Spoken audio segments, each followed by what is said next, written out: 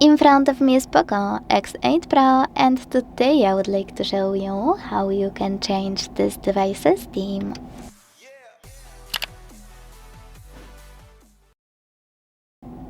First of all, you need to open Themes app and click on Themes at the top.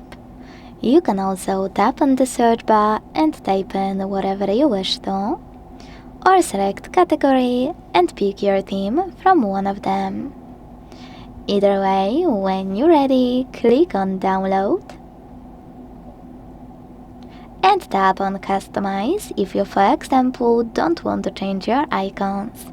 Exclude chosen option and then hit apply.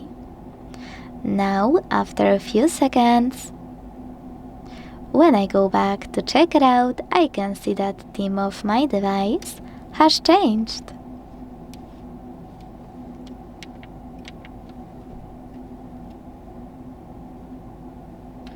If you wanna go back to your default one or any other downloaded one, go back to Themes, tap on My Account at the bottom right corner, and select Themes at the top.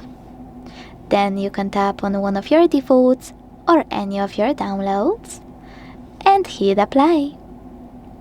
Thanks so much for watching. If you enjoyed this video, leave a like, comment and subscribe. Bye!